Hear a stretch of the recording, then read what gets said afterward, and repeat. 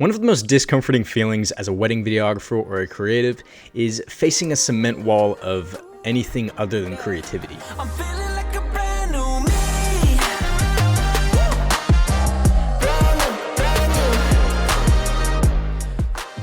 If you're a videographer or a creative who has experienced this in the past, or is currently feeling like they're just lacking with their business and creativity, I'm telling you now that this is completely normal and it's completely okay. But why is this a good thing, and how can it actually help you? Let's dive into what burnout really is, how you can embrace this feeling and thrive with your business. Chapter 1.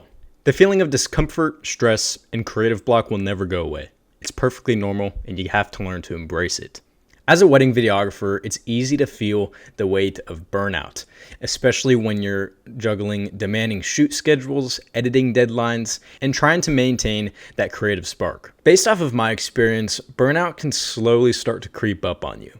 It slowly eases its way into that passion of yours, and it kind of starts to feel like you're more working off of a grind than a joy. And it's hard to maintain that passion and find fulfillment in your work that ultimately keeps you going. So back to my point, what exactly is burnout? Burnout is common in all types of work, especially the wedding industry. When you're pouring so much effort and time and even emotion into every single project. It's kind of like that one quote. Comparison is the thief of all joy and happiness. If you're not careful with your time management and the way you run your business, things can start to go downhill pretty fast. Same thing with burnout. It's the thief of your passion. So, the first step to even setting foot on overcoming this battle is to recognize the signs of burnout. Feeling drained, overwhelmed, or uninspired are all indicators of burnout. And I'm sorry to disappoint you, but unfortunately, this feeling might not ever go away for you. And the good thing is at least in my experience, is that burnout comes in waves.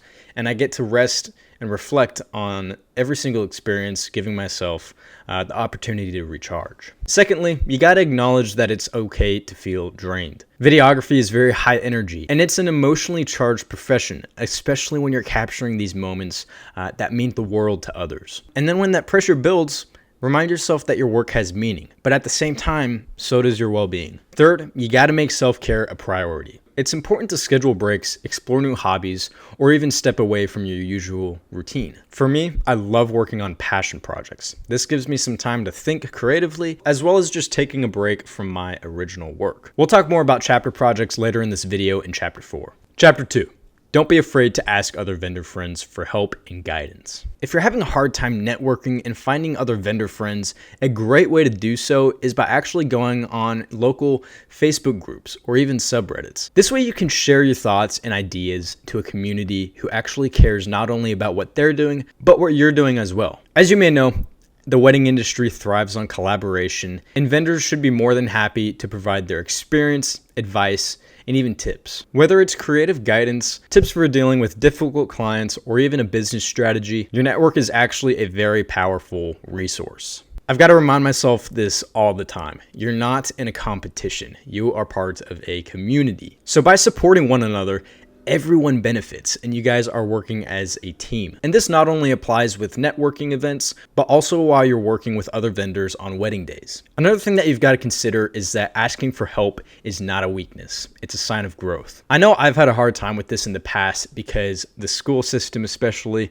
growing up, I didn't really know how to ask for help, and they kind of failed to teach us that. But now it's okay to ask for questions, because even if it's a stupid question, someone else might be thinking the same thing. And honestly, asking help from other vendors and attending networking events can reignite your passion and inspiration tremendously. This is what makes your job fun, and you get to make plenty of friends along the way. Whether it's a photographer, planner, or wedding videographer, leveraging these relationships can also lead to stronger collaborations and better experiences for your clients. So, overall, being open to guidance not only helps you grow, but it also deepens your relationships within the industry.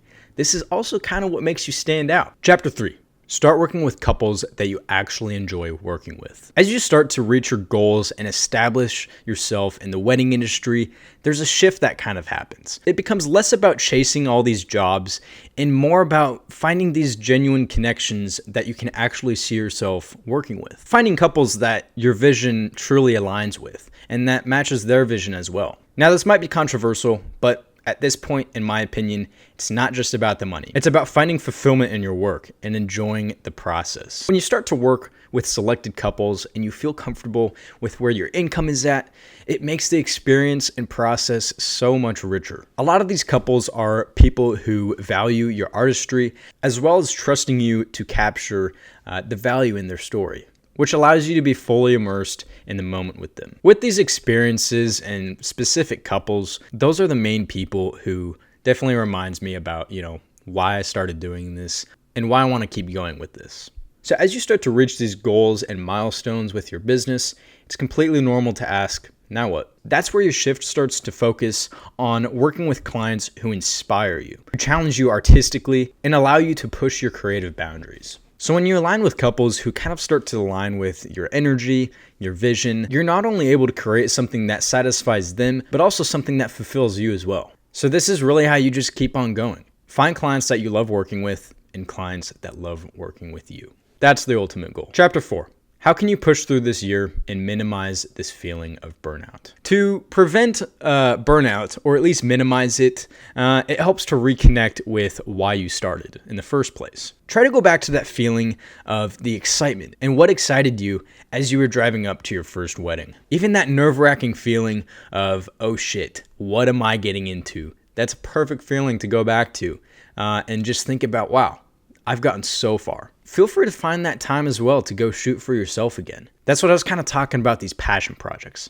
They don't have any sort of deadline and they can fulfill your creativity tremendously. Feel free to explore new styles or even techniques. For me, I've got a whole Pinterest board of business inspiration where I literally just save like cool movie scenes or shot ideas. And this really helps to inspire me with whatever I'm doing with my work. These slow seasons can feel daunting, but they also have many opportunities for growth. That's what I was kind of saying about the slow season and this discomforting feeling coming in waves. You're always going to take a dip, but you're always going to find a way to get back up there. So use the slow season as an advantage. Take this time to slow down and recharge. Feel free to take a break if you need it, but also consider how it can be used as an advantage to advance your skills. Experiment with new gear or even network with other vendors who are in your area. This way you're not feeling drained by consistent deadlines or even tasks. Lastly, I think the one takeaway from this video is that you should give yourself some grace. As someone who's a perfectionist, it's so easy to be hard on yourself. Sometimes you feel like you always have to be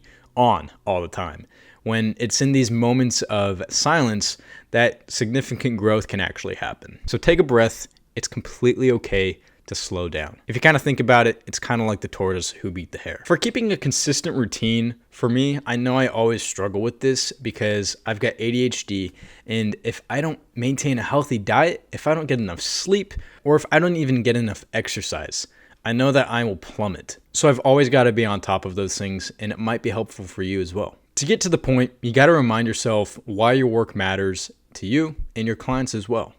You're not just a videographer or some random that is in the wedding industry. You're a creative and you're a storyteller. And stories, just like people, need moments of rest to flourish. If you like this video, feel free to give this video a like or even subscribe to see more videos like this. Lastly, feel free to comment. What are some ways that you get through burnout? Or even find inspiration to ignite your passion?